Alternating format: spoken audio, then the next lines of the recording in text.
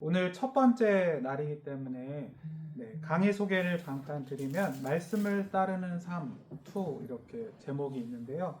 이 강의는 우리가 세상을 살 때 믿음으로 세상을 살지만 삶에서 겪는 실제적인 문제들 있잖아요. 예를 들면 시간 관리라든지 직장이라든지 아니면 물질이라든지 이러한 주제들을 한 주에 보통 한 가지 주제를 두고 그것을 우리가 어떻게 말씀을 따르며 승리하는 삶을 살 것인가에 대해서 배우거나 아니면 오늘이 그런 시간인데 어떠한 개념, 단어라고도 할 수 있는데 행복이라든지 사랑이라든지 아니면 애국심 이런 것도 해당이 돼요. 어떠한 단어나 개념에 대해서도 우리가 그것이 정말 성경적으로 무슨 뜻이고 그거를 내가 말씀을 따르면서 그 단어의 뜻도 정확히 우리가 하나님의 뜻을 알고 따른다는 게 뭔지를 배워가는 그런 시간이라고 보시면 되겠습니다. 오늘의 주제는 행복입니다. 행복하고 싶으시죠? 저도 행복하고 싶습니다. 먼저 행복을 배우기 때문에 사전적인 뜻을 함께 보시면 행복을 사전에서 찾으면 이렇게 돼 있어요. 삶에서 충분한 만족과 기쁨을 느끼어 부족함이 없다. 또는 그러한 상태이다. 이렇게 얘기를 한다고 합니다. 근데 이제 문제는 많은 철학자들이, 사상가들이 이런 얘기를 해요. 조금 어렵지만 제가 설명을 해보면 어떤 사람이 마음속에 어떤 감정을 느끼거나 어떤 생각을 합니다. 그러면 이제 보통은 이 내 마음과 내 생각은 오롯이 내가 100% 느낀 것이다, 생각한 것이다 이렇게 착각하기 쉬운데 인간은 절대 아무것도 없는 상태에서 뭔가를 느끼거나 생각하지 않는다는 거예요. 그 말은 뭐냐면 내 마음과 생각에 밑바탕이 되는, 밑거름이 되는 뭔가가 있다는 거예요. 재료 같은 것들이. 그 얘기를 드리면서 빌립보서 4장 7절 말씀을 보겠습니다. 그리하면 모든 지각에 뛰어난 하나님의 평강이 그리스도 예수 안에서 너희 마음과 생각을 지키시리라. 하나님께서는 이것을 아셨습니다. 좀 더 쉽게 풀이해 보면 내가 행복에 대해서 어떤 마음이나 어떤 생각을 갖고 있다고 해요. 나 오늘 이러이러해서 행복하다고 느끼거나 아니면 내가 이렇게 되면 행복할 거야 라고 우리가 생각을 한다고 치는데 문제는 그 행복에 대한 마음과 생각에 세상 때가 탈 수 있습니다. 세상에서 뭔가 배운 마음과 생각일 수도 있고 내 욕심이 들어갈 수도 있습니다. 게다가 더 문제는 우리 기독교인들이 믿음의 싸움, 영적 싸움을 한다고 하는데 사단도 어두운 영들도 시시때때로 우리의 마음과 생각에 안 좋은 잘못된 마음과 생각을 불러일으키고 그것을 또 휩쓸려 가게 유혹을 하거나 할 수도 있다는 것이죠. 근데 우리에게 주어진 은혜는 그렇기 때문에 하나님께서는 우리가 말씀과 기도에 힘쓰고 하나님과 가까이 하기에 힘쓸 때 하나님께서 친히 예수님께서 친히 우리 마음과 생각을 올바르게 지켜주시겠다라고 약속하셨다는 겁니다. 그러면 세상에서 아까 잠시 사전적인 뜻도 찾아봤지만 더 본격적으로 세상에서 그럼 행복을 뭐라고 할까? 제가 계몽사상과 행복이다 이런 내용을 강의 안에 써놔 드렸는데요. 행복에 대해서 현대인들이 뭔가를 느끼거나 생각을 할 때 크게 한 2번 정도 역사 속에서 행복이 뭐냐에 대해서 인간들에게 엄청난 영향을 주었던 사건이 2개 정도가 있다고 하는데 첫째가 계몽사상이라고 해요. 18세기에 유럽을 중심으로 있었던 계몽주의가 큰 영향을 줬는데 계몽주의는 사실 유럽은 아시다시피 기독교 영향이 많은 곳이었습니다. 그래서 사람들이 종교적인 생각을 많이 하는 거였는데 계몽주의가 시작된 이후로 사람들이 인간은 종교를 떠나서 자신의 힘으로 계몽주의는 자유를 중시하거든요. 자율적으로 각자 행복을 추구할 권리가 있다. 이런 생각을 많은 사람들이 하게 됐습니다. 그렇게 서구 사회의 행복론이라는 것이 계몽주의 시대 때 생겼고 또 미국이나 또 나중에 우리나라 같은 아시아에도 사람은 누구나 각자 행복해야 된다 이런 생각이 점점 더 널리 퍼지게 됐다는 얘기죠. 두 번째, 역사 속에서 그러면 행복이 뭔가에 대해서 사람에게 큰 영향을, 사람의 마음과 생각에 영향을 준 거는 뭐였냐면 20세기 또 오늘날까지 21세기까지 이르는 문화적인 것들, 뭐 대표적으로 미디어가 있죠. 네, 쉽습니다. 라디오를 들으면 새로운 세제를 썼더니 참 행복해요. 이렇게 빨래가 깨끗이 될 수가 없어요. 이런 광고도 나오고, 텔레비전에서 우리에게 결혼에 대한 환상을 은근히 강요를 해요. 이러한 결혼이 행복한 거라고. 남편 손잡고 9박 10일 해외여행 가서 크루즈에 가서 와인잔을 짠 하면서 이게 행복이라고. 그러니까 사실 미디어가 발달하고 문화가 발달하면서 사람들에게 알게 모르게, 기독교인들에게도 세상은 끊임없이 행복해야 된다고, 이게 행복이라고 사실 가르치고 있어요. 영향을 많이 주고 있어요. 특히 광고는 또 물건 판매, 수익과 직결되기 때문에 끊임없이 우리에게 행복에 대한 환상을 강요하고 있습니다. 근데 이렇게 사람들의 마음과 생각에 문화를 통해서 또 뭐 행복에 대한 책들도 많죠. 성공에 대한 어떤 책이나 여러 매체들을 통해서 또 어떠한 사상, 계몽과 사상과 같은 사상이 이게 행복이에요 라고 영향을 주는데요. 이런 것들의 잘못된 점을 대표적으로 이제 얘기하는 것들이 뭐냐면, 많은 학자들이, 심리학자들이나 의사들이 말하기를 현대인들의 불행의 가장 큰 이유는, 조금 어려운데 잘 설명해 보겠습니다. 현대인들이 불행한 가장 큰 이유가 뭐냐면 늘 행복해야 한다고 생각하기 때문에. 그러니까 이렇게 문화에서 텔레비전만 키면, 또 요즘은 스마트폰이 있잖아요. 이게 더 문제. 24시간 언제든 내가 원하면 뭔가를 꺼내서 읽어볼 수 있어요. 다른 사람들의 생각을. 그래서 이래서 행복하다, 이래야 된다라는 거를 계속 강요를 받고, 자기도 모르게 자신도, 인간은 사실 표현이 이상한데 늘 행복할 필요는 없습니다. 그러니까 하루를 살면서 어떤 때는 그냥 평범할 때도 있는 거예요. 꼭 뭐 만족한 일이 일어나지 않고, 어떨 때는 그냥 평범하게 아무 일 없는 날도 있고. 자식들 키워보면 늘 행복하시던가요? 태어났을 때 와, 세상에 이런 행복이 있구나. 네, 그렇다고 하더라고요. 그렇죠? 와, 나를 똑 닮은 요만한 애가 있는데, 와, 하나님이 나를 보면 이렇게 행복하셨구나.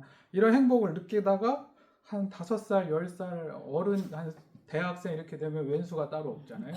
그러니까 그 행복이라는 것을 매일 인간이 느낄 수 없다는 거예요. 그것도 살다 보면 고난이 있고 인생에 때때로 어려움이 있다는 거예요. 근데 그게 자연스러운 거라는 거예요.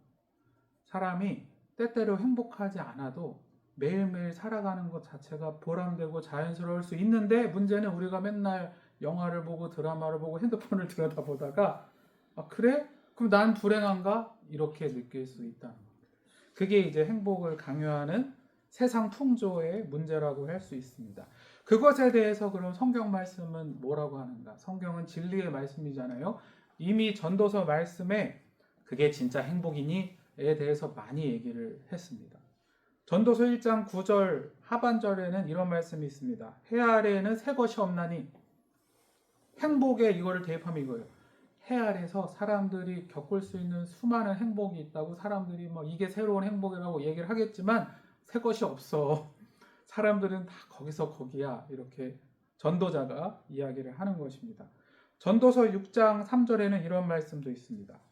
사람이 비록 100명의 자녀를 낳고 또 장수하여 사는 날이 많을지라도 그의 영혼은 그러한 행복으로 만족하지 못하고, 또 그가 안장되지 못하면 나는 이르기를 낙태된 자가 그보다는 낫다 하나니. 이게 무슨 말씀이냐면, 아시다시피 전도서 하나님 말씀을 기록한 사람은 솔로몬입니다. 솔로몬은 인생의 지혜를 깨달았는데, 솔로몬은 실제로 인간이 누릴 수 있는, 그렇게 광고에서 사람들이 말하는 막 행복에 대해서도 수많은 경험을 해본 사람인데, 사람이 100명의 자녀가 있고 또 장수하고 건강하고 물질 축복을 받고 뭐 여러 가지 행복하다고 착각할 수 있겠지만, 그 행복으로 사람은 결코 만족하는 존재가 사실 아니라는 거예요. 그렇지 않다는 거예요. 그래서 전도서에는 헛되고 헛되도다라는 말씀도 많죠. 그것이 행복이 아닐 수 있다고 말하는 겁니다. 6장 6절에도 사람이 비록 1000년의 갑절을 2000년을 사는 사람이 만약에 있다고 생각을 했을 때에도 행복을 보지 못하면 세상이 말하는 행복이 진짜 행복이냐라고 전도서는 말씀한다는 것이죠. 그렇다면 성경이 말하는 행복이라는 것이 무엇이 있을까? 오늘은 대표적으로 두 가지를 나눠보도록 하겠습니다. 그러면 정말 하나님께서 말씀하시는 행복이 뭐냐? 정말 하나님께서는 우리 한 명 한 명이 행복하길 원하시는데 성경이 말씀하는 행복이 뭐냐? 첫 번째는 함께 따라해 보시겠습니다. 말씀을 지키는 삶이 행복하다. 말씀을 지키는 삶이 행복하다. 네. 하나님께서는 우리가 말씀에 순종할 때, 우리 강의 제목하고도 어울리는데요. 말씀을 따르는 삶을 살 때 진정 행복하다라고 초대를 하십니다. 신명기 10장 13절 말씀입니다. 내가, 여기서 내가는 하나님이십니다. 내가 오늘 내 행복을 위하여, 여기서 너의 행복을 위하여서 너는 우리 사람들입니다. 너 한 명 한 명의 행복을 위해요. 다른 이유가 아닙니다. 너 행복하라고. 여러분도 자녀들한테 많이 얘기하시죠. 너 잘 되라고 하는 소리야. 네. 너 행복하라고 하나님이 말씀하시는데 내게 명하는 여호와의 명령과 규례를 지킬 것이 아니냐. 하나님께서는 우리에게 진정 행복하길 원한다면 하나님 말씀을 지키는 삶을 살라고 초대하십니다. 시편 전도서 8장 5절 말씀입니다. 전도서 8장 5절 말씀. 명령을 지키는 자는 불행을 알지 못하리라. 네. 쉬운 말로 하면 하나님 말씀을 지키는 자는 불행하지 않을 것이다. 하나님께서 그를 행복하도록 지켜주실 것이다 라고 말씀한다는 것이죠. 제가 잘 아는 집사님이 있습니다. 네, 그 집사님이 이제 결혼을 하셨습니다. 그 집사님은 결혼 전에 기도를 많이 했는데요. 왜냐하면 그 본인이 자라는 동안에 중고등학교 시절에 집에 뭐 경제적으로도 좀 어려움이 있고 또 부모님이 또 아프기도 하고 하셔서 고생을 많이 하셨기 때문에 결혼에 대해서 기도할 때 자기 욕심이 좀 들어간 거죠. 하나님, 내가 이룰 가정은 내가 결혼을 하게 되면 행복하게 해주세요. 오늘 우리가 배우겠지만 그 행복이 진짜 행복인지는 나중에 알아봐야겠지만 하나님 항상 평안하고 또 늘 아내나 남편이나 저나 건강하고 행복하게 해주세요. 또 자녀들도 잘 낳고 잘 기르게 해주세요. 이런 기도를 많이 하셨다고 해요. 근데 이제 결혼을 하고 한 5년이 지났을 때 남편이 큰 병에 돌아가시진 않았는데 중병에 걸린 거예요. 치료가 뭐 1, 2년도 아니고 5년, 10년 이렇게 걸리는 큰 병에 걸리게 된 거예요.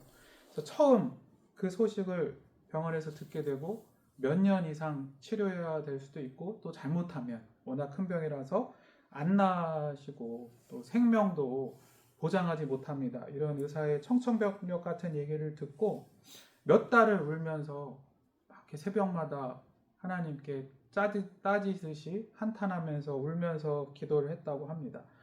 많은 기도를 했지만 사실 원래 우리가 기도를 때로는 하나님 앞에서는 내 마음을 쏟아놓으라고 하잖아요. 어린아이처럼 기도하잖아요.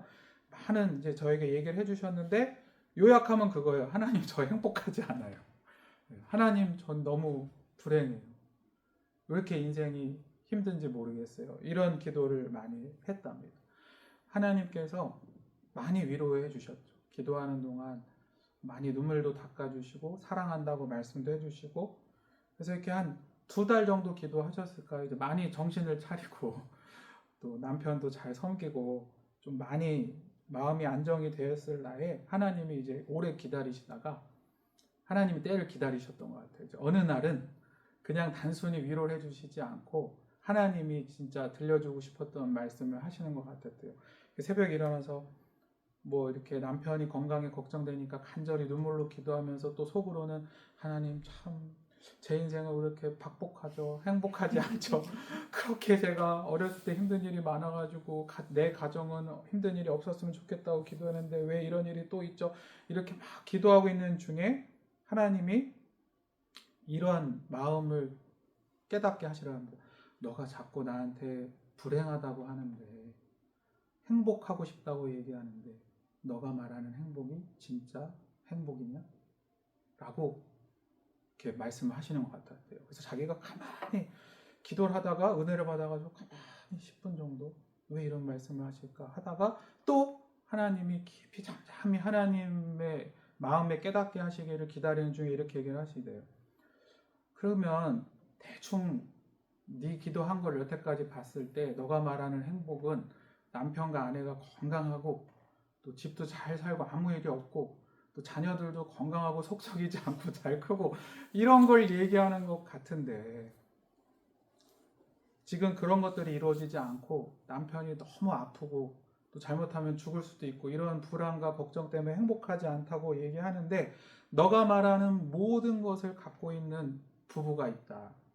근데 성경에서 결혼이 뭔가를 말할 때 남편과 아내가 서로를 예수님의 사랑으로 정말로 사랑하고 정말 인간의 힘을 넘어서까지 서로 아껴주고 섬기기를 애쓰지 않는 그냥 겉으로는 다 모든 것을 갖췄지만 그러나 정말 하나님이 말씀하시는 것처럼 그렇게 사랑하지 않는 부부가 행복한 거냐?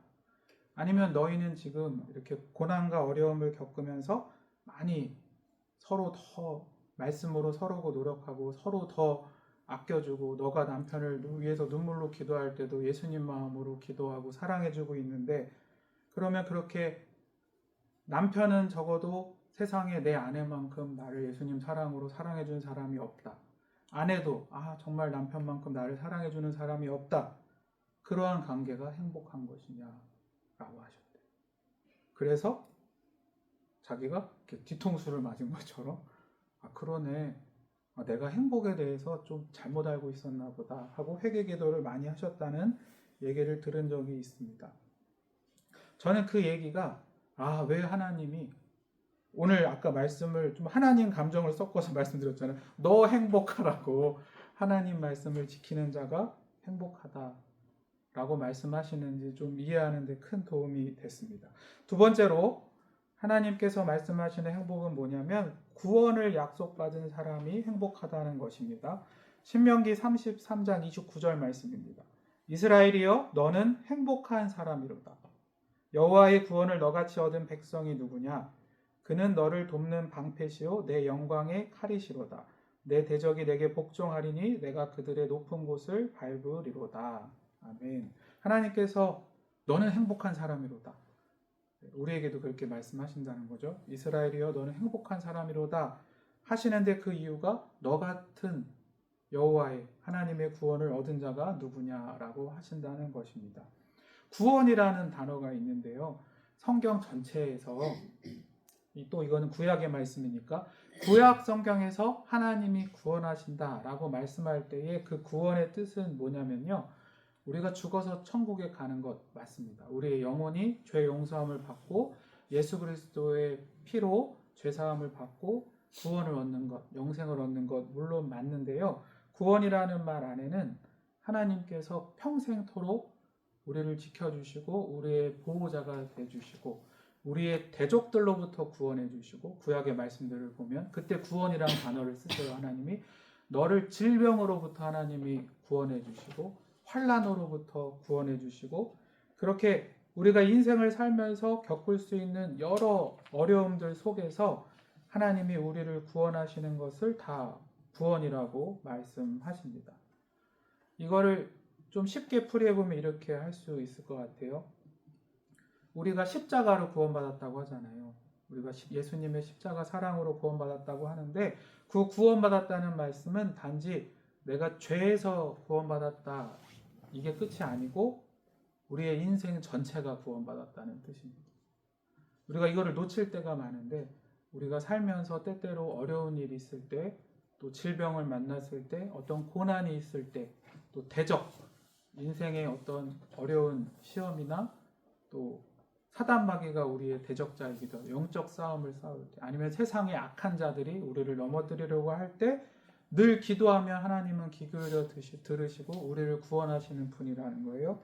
그것이 우리가 행복한 이유라고 하나님이 말씀하신다는 겁니다. 이 말씀도 때때로 늘 그러면 안 되지만 성경 말씀을 읽을 때 하나님이 오죽하면 이렇게 얘기하실까? 하나님은 어떤 마음일까? 상상해보면 좀 더 이해가 잘 될 때가 있어요. 제가 좀 하나님 버전으로 해볼게요. 네. 왜냐하면 하나님은 전능자시잖아요. 하나님은 부족함이 없으신 스스로 있는 자이신데도 우리를 위해서 이렇게까지 얘기하시는 거예요. 이스라엘을 이제 자기 이름을 한번 속으로 넣어보세요. 누구누구야. 아난곤 집사야. 이렇게 할 수 있다는 거죠. 너는 행복한 사람이야. 나처럼 너한테 잘해주는 사람 주는 자가 어딨냐 이 얘기. 하나님이 너를 너무 사랑해. 너를 목숨 다해 구원하고 너의 인생 전체를 돌보아줘. 너 행복한 사람 아니냐? 이렇게까지 얘기하고 좀 이제 더 와닿으시죠? 하나님은 그렇게 우리를 행복한 사람으로 부르셨습니다. 네.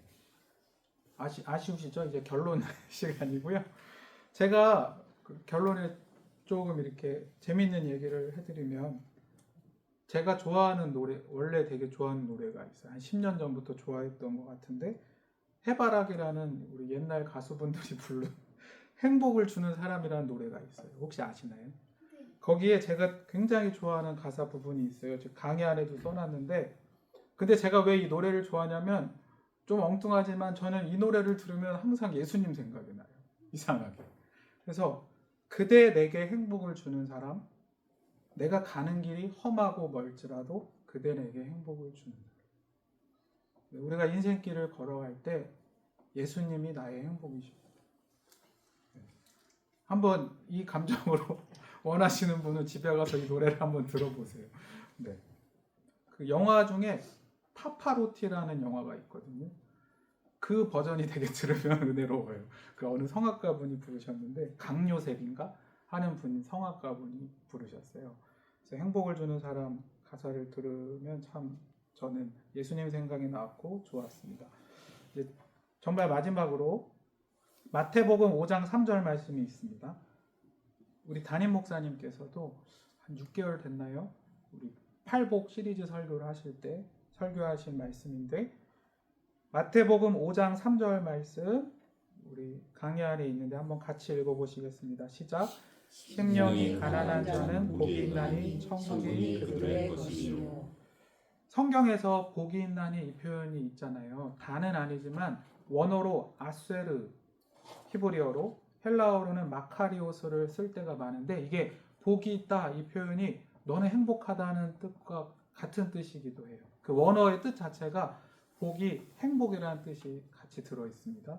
그러니까 그렇게 읽으면 마음이 가난한 자는 행복합니다. 천국이 그들의 것입니다. 이렇게 하나님이 말씀하시는데요. 제가 이 말씀을 왜 결론에 넣냐면 메시지 성경이라는 게 있습니다. 거기에는 이 말씀을 어떻게 번역했냐면 의역한 것인데 벼랑 끝에 서 있는 너희들은 복이 있습니다.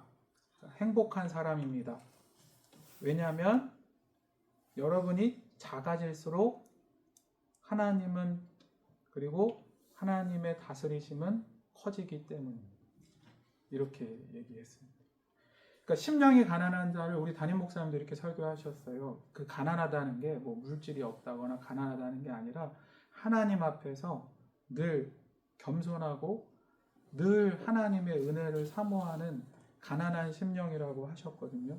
그러니까 우리가 인생을 살아갈 때 아까 이제 몇 가지 예를 들어드렸지만 자녀들이 왼수같이 속썩일 때도 있고 인생을 살다 여러 어려움이 있어 직장 생활도 쉽지 않고 또 남편과 아내도 참 내가 사랑하면서도 또 남편을 위해서 아내를 위해서 막 이렇게 눈물로 기도가 나올 때가 있고 그럴 때가 있어요.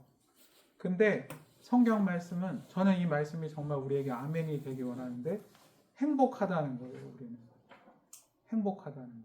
왜냐하면 우리가 그러한 인생을 살 때 혼자 걷는 것이 아니고 오히려 지혜로운 사람은 그럴 때일수록 하나님 앞에 막 내 힘으로 막 이기려고 하거나 아니면 세상 사람들처럼 더 많이 가져야 뭔가 더 많이 이루어야 행복하다고 하는 게 아니라 오히려 하나님 앞에서는 겸손하고 오히려 그러한 문제들로 인해서 내가 하나님 앞에 마음이 가난해진 모습으로 나아갈 때 하나님이 내 인생을 다스려 주신다는 거예요. 내 인생을 바른 길로 인도해 주신다는 거예요. 그것이 우리에게 참된 행복이라고 하나님께서 말씀하십니다. 천국이 그들의 것이며 라고 했는데 이 천국이 예수님께서도 회개하라 천국이 가까워느니라 라고 말씀하셨듯이 천국은 우리가 미래에 갈 천국도 있지만 주 예수와 동행하니 그 어디나 하늘나라와 같이 우리가 이 세상을 살면서 하나님이 함께 계시면 늘 우리가 천국을 살 수 있습니다. 우리가 행복을 표현할 때 천국 같아 하면 얼마나 행복하다는 뜻일까요? 근데 오늘 말씀에서 우리가 하나님 앞에 믿음을 가질 때 그리고 하나님 앞에 하나님의 은혜를 사모하는 마음으로 살아갈 때 우리에게 천국이 임한다고 하나님의 은혜가 너에게 클 것이라고 약속해 주시는 겁니다. 이러한 참된 행복이 인생 가운데 가득한 우리 모두가 되시기를 소망합니다. 기도하시겠습니다.